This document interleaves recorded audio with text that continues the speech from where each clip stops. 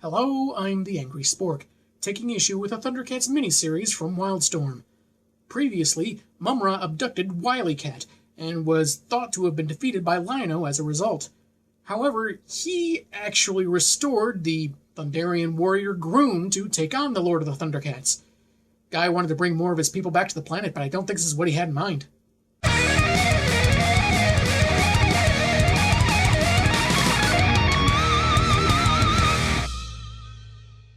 The cover has a spotlight on Lino, facing off against the Destroyer, who's only seen by his shadow and mace. It's going to be really disappointing if their entire fight is over a stray yarn ball. We open to the Onyx Temple and Standard Lightning, which happens so much I think Mumm-Ra is officially off the grid. He says things have changed since he last saw his newest recruit, apparently more than he can comprehend, like the rebirth of Thundera and the ensuing return of its people. Hey, just a couple issues ago you said the more things change, the more they stay the same. Now you're just contradicting yourself.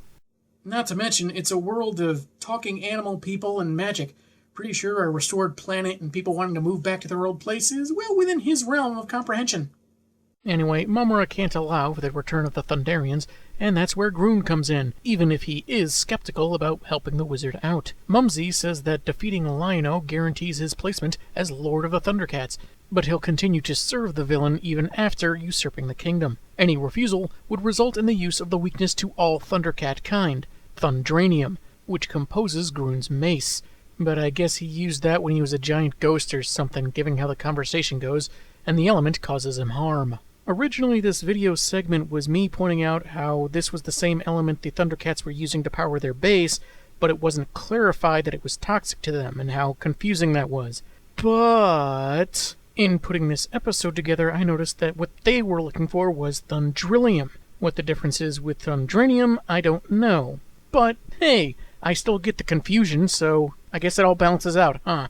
Intense pain is a shrewd negotiation tactic, but it works, though Grune wonders how he'll be any good against the Sword of Omens without his toxic weapon. To compensate, Mumm-Ra magically grants him his original mace, I guess before he originally died, and the twin-bladed Sword of Plundar, which, if nothing else, seems to improve Snagglefang's mood. I will make Lino kneel.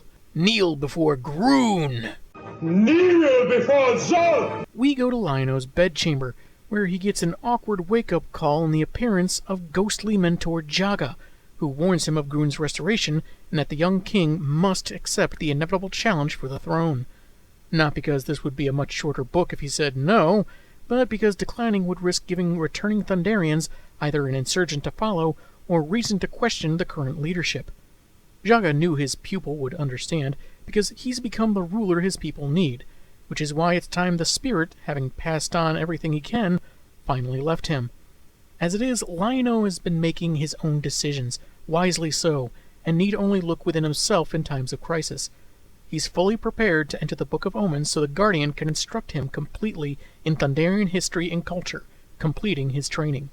Just remember to get your hand stamped when you enter, or you won't be able to get back in.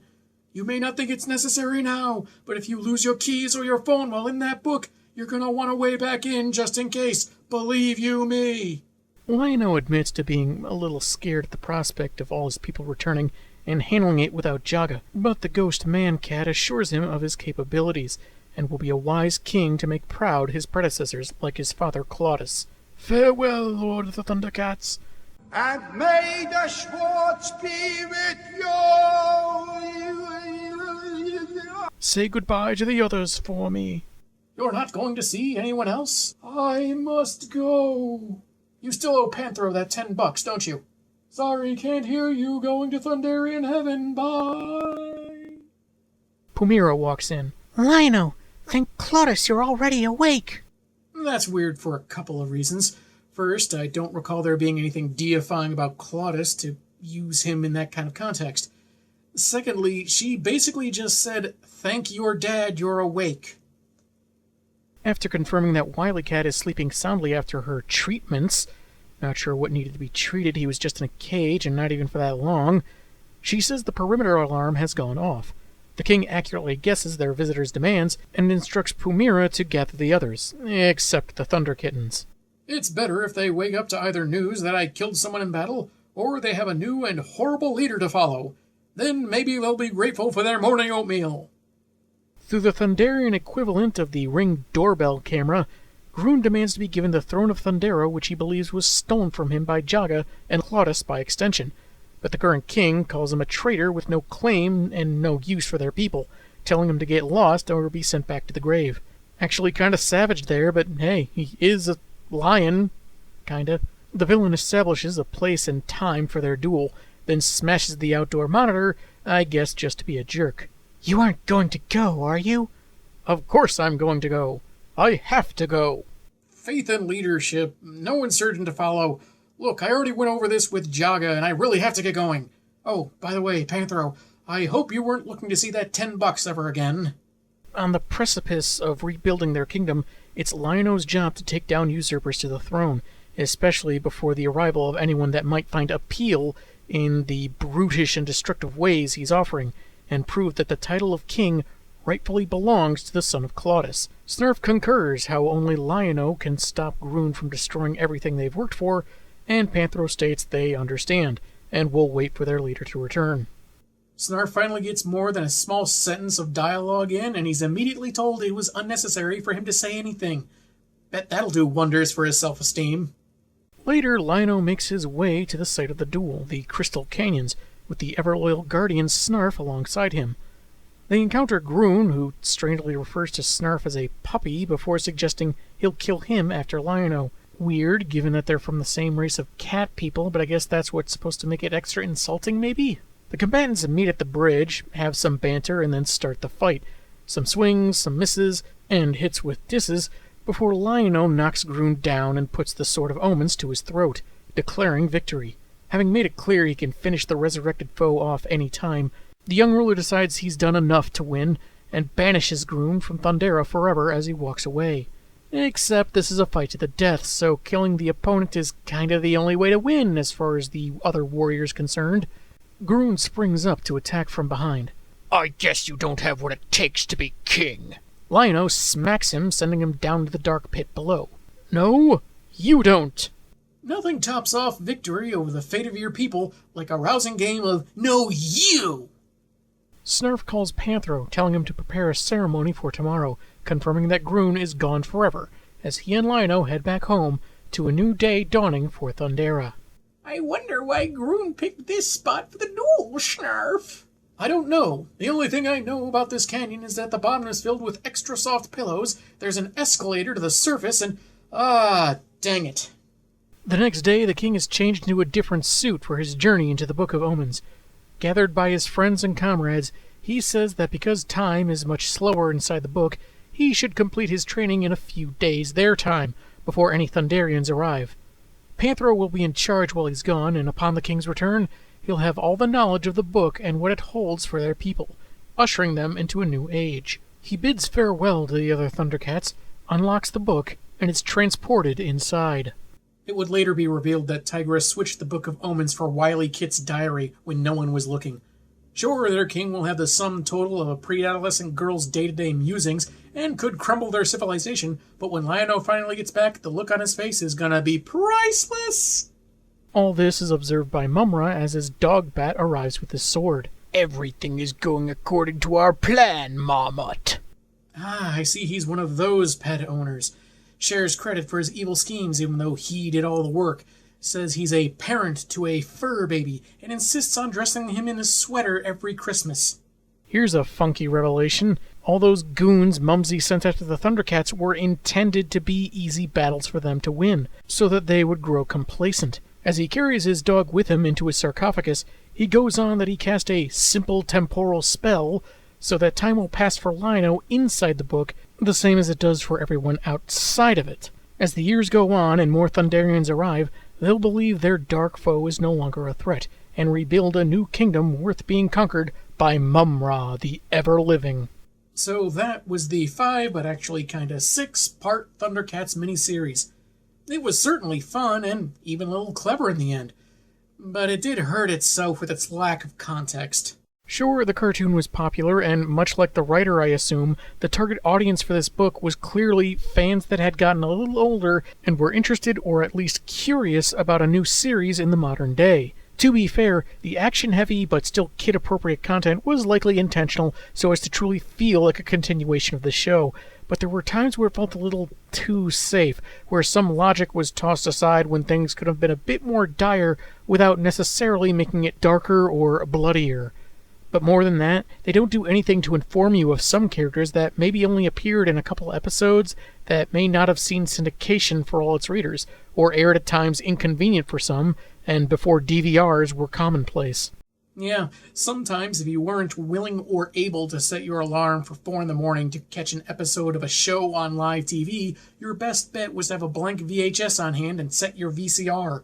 And that's what they did with more recent shows on Cartoon Network that they had given up on, but were contractually obligated to air to completion. The admittedly labored point being, a few captions or a recap page before each issue does the story wonders to not only keep a reader informed, but invested. I don't remember Mandora or Hachiman or several others. Some I only know their names, but not their roles or personalities.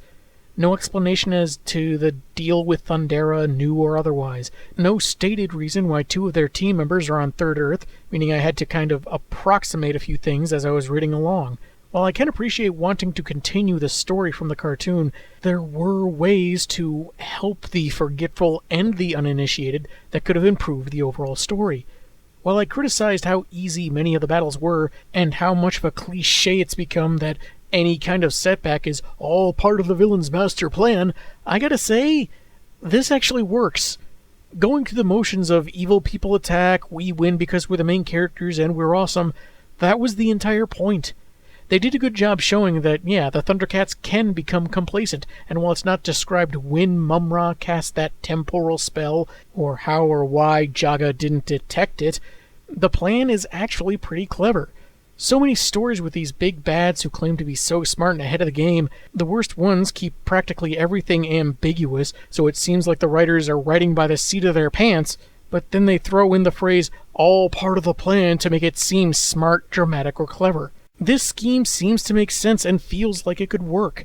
And I'll add this, Mumm-Ra may be a sadistic villain, an unrepentant servant of evil, and a sociopath, but dang it, he genuinely loves his dog. I actually do love how affectionate he is to Ma-Mutt, thanking him, telling him he's a good boy, and then going into his coffin for some evil cuddles. It's downright adorable.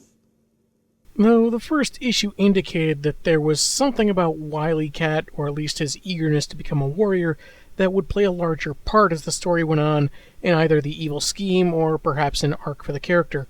That didn't happen. Maybe I was just overthinking it. Grabbing him as a hostage in issue 5 was no more necessary than his sister. While you get a sense of who some of the heroes are, not all of their personalities really get to shine. Chitara doesn't stand out much, and I don't really get much of an impression on either Bengali or Pumira. A lot of the focus is on the action, with some progression on calling the rest of the Thundarians. Out of the 3 art styles that featured in this story, I definitely prefer McGinnis's, though I wouldn't call the other styles bad. Though I will give Campbell this much, he did have a nicely creepy Mumm-Ra. And in the last issue, it seemed kind of weird how Grune was, a couple of times, awkwardly obscured by dialogue bubbles. Sure, you only have so much space per panel, but this felt comically unintentional. Fans of the old show that are still familiar with most, if not all, the episodes should definitely get a kick out of this. And the last page tease for a follow-up miniseries was nicely done, though it might not appeal as much to someone just learning about the franchise for the first time, an oversight that can definitely hurt such a revival.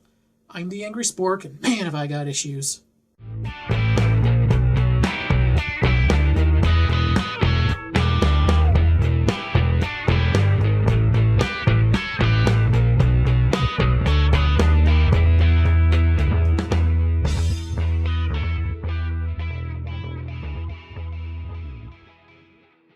I'm confused. Is Ma-Mutt goodest boy? I think Ma-Mutt is goodest boy!